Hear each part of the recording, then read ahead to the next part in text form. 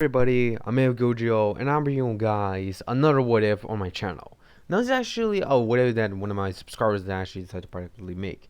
He has been actually asking me a lot of different what ifs that I ponder if I should do them or I should not. I'm gonna do some, not all, if you guys are wondering, because I've done some of them either don't make any sense or not will make Goku too overpowered, but I made Goku overpowered just enough, so I think that it'd be enough.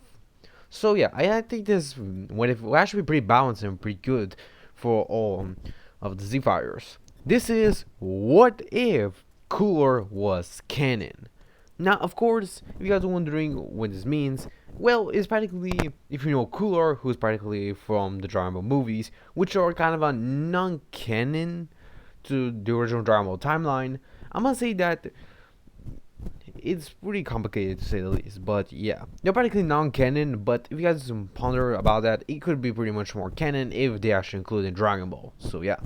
Now, how does what if you will start? You may ask yourself that. Well, I'm gonna say that Cooler will come after Mecha Frieza will appear with King Cold. Most likely, Cooler would have learned of his father and younger brother's death. So, deciding that he should practically avenge them, or practically get the honor of his race back, is to defeat Goku and all the Z fighters, practically killing them. So yeah. Of course, Cooler would have been a big, and I mean big, threat for the Z fighters. So yeah. Of course, when Cooler does arrive on the planet, he already be ready to practically face off against Z fighters, but he would take his force to not intervene in the battle, since he wants to fight Son Goku by himself. Of course, everyone will be confused on who Cooler is, but eventually Cooler will introduce himself as the older brother of Frieza and the one who supposedly should have taken the throne before Frieza was born. Of course, this surprises everyone to hear that, but realizing that he's a brother of Frieza means that he wants to fight him. Of course, Cooler explains that he does not care about his brother or father. They probably will discuss to their race, but he wants to practically challenge Goku to see if he can truly push him beyond his limits. Of course, Goku wonders what Cooler means, but Cooler says that he will find out soon. And eventually, both Cooler and Goku would rush against one another, with Cooler being in his final form and Goku being in base. Goku will actually be kind of slightly overpowered, as Goku actually has a much more better advantage in the base state, since his final form or base form is much stronger than Frieza's, and Goku has barely gotten slightly stronger than he was against Frieza. So Goku actually needs to power up a little bit. Of course, Goku would power up and eventually use Kaioken times 10 to fight against Cooler. Cooler just smile and tells Goku that he's pretty strong and powerful, but now it's time for him to show some of his true power. Cooler then takes a stance and eventually begins to power up. His power skyrocketing immensely, surprising Goku and all the Z-Fighters as the Cooler Force holds the other Z-Fighters from intervening in the battle, with everyone being shocked as Cooler's body grows larger, and instantly his head starts to form in a different shape, like an X, and eventually Cooler would roar and power up to its fifth form. This surprises everyone because they thought that Frieza only had at least 4 forms, but Cooler explains that he achieved a form beyond their normal state. It was a form that he achieved through hard work and training. This actually surprises everyone as Cooler actually trained. Cooler explains that unlike his brother Frieza, he was also naturally gifted, but unlike his brother, he was not lazy to not just train. He trained himself to a point that he needed to evolve even further, to finally see the limits of their race. And now Goku sees the pinnacle of their race, of the Frost Demons. Of course, Goku decided that he needs to go all out. Knowing that Cooler might be a big challenge, Goku powers up to a Super Saiyan, ready to face off against them, with Cooler just smiling and chuckling as he asks him if this is the so-called Super Saiyan that defeated his younger brother. Goku says that it's indeed that, but now he will fight Cell with all his might. Of course, Cooler just chuckles and tells him that he was hoping for that, and eventually they begin to battle. Goku tries to practically strike Cooler, but Cooler instantly appears behind him, telling Goku that he's too slow. This one may have given him incredible strength, but his speed is lacking, instantly punching Goku to the ground and sending him flying. Goku coughs out blood, but is able to stand back up, looking at Cooler as he punches him in the gut. Cooler coughs out blood as well, but he's not undeterred to probably continue to fight Goku, with their battle continuing to go on as they clash in the air. As for the rest of the Z-Fighters, they continue to battle the Cooler Force. They were able to get the advantage on them due to their teamwork, due to the Cooler Force actually not being good with the teamwork, but still being pretty powerful. Which of course will even the odds, so it will be a pretty equal battle between the Z-Fighters and the Cooler Force. As for Cooler and Goku, they continue to battle and trade blows like there's never been before, with Goku actually having the edge on power while Cooler had the edge on speed. Even though Goku was maturing and Cooler's advantage on speed was a pretty big thing, since Cooler's strength was almost rivaling Goku's. Even though Goku had the advantage on strength, Cooler's speed and agility was not to be messed with, as he was much more faster and even more intelligent than his younger brother, able to basically use the advantages he had in his own turf. Of course, Goku continued to fight against Cooler, with Cooler actually able to push back Goku, simply showing him that no matter what he does, he will be much more superior to his younger brother, because he is not like Frieza. He will not just let Goku defeat him or just do anything stupid. He will do anything to kill Goku no matter what it takes, even if it means destroying this entire planet. Though of course, hearing that, be ready to fight into Cooler even more seriously as they continue to battle, with Cooler actually being surprised who can actually keep up with him, surprised by the power of the Super Saiyan, but not undeterred to not continue fighting. Their fight will continue on, and seemingly like this will not end. But in the background, there will be green bugs, like computers, which will be watching the entire battle. Of course, being now then draw spies, with Dojo practically studying the entire battle, with Draw practically starting to gather much more data through this entire battle, seemingly as this battle might prove him to give him much more data than ever before. And of course, Dojo was impressed that Frieza guy actually had a brother, and his brother was actually very strong, and he was able to push Goku back. Of course, Dojo ponders if he maybe should recruit him so he can get revenge on Goku for the Red Ribbon Army. But as he's cool right now, he most likely not have any chance against him, so he needs to become an android even faster than he expected. Of course, the battle will still continue on, with Core and Goku being equals in battle. Core, of course, able to take advantage, but Goku was able to overpower him in his strength. With Core's speed advantage actually started to diminish as Goku fights much more seriously and like a martial artist that he is.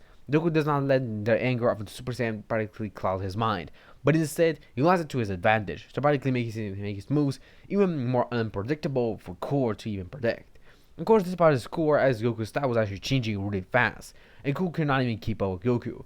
Goku was starting on to be on the back foot as he could not do anything against him, even though he destroyed multiple masters to practically get him blind spots from Goku. Goku was not undeterred to use instant transmission and teleport behind Core and kick him in the gut. Goku, of course, was irritated that Goku continued to battle him with these tricky environments, and eventually decided that if he cannot win this battle, he'll destroy the entire planet, seemingly as he does not care about honor.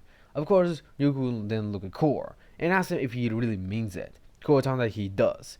Eventually powers up a gigantic ball in a mere second, surprising Goku as he remembers that Frieza took at least a minute to practically charge it fully, but Core can even charge it even faster than Frieza did. It actually proves that Core is even stronger than his brother. Goku decides that if he needs to stop this ball, he needs to use a Kamehameha, and this is serious. Goku then starts to charge the Kamehameha while Core powers up his death ball even further, making it so large that it's almost a quarter of the size of the moon. Instantly, Core throws the Dragon Ball at Goku, but Goku uses the Kamehameha and blocks the attack. Eventually, all the Z-Fighters were able to practically notice the attacks, and eventually, with Kronos Solar Flare, they're able to practically take down the Cool Force and eventually defeat them. The rest of the Z-Fighters will then decide to join Goku, with of course Piccolo using the special beam Canon, Gohan using the Masenko, and of course Krillin also doing the Kamehameha, alongside Shinra using his Kikuho, and Yamcha as well doing the Kamehameha as well. With all the attacks combined together, able to suddenly push Cooler back, with Cooler actually being surprised that Goku and the others are actually able to push him back.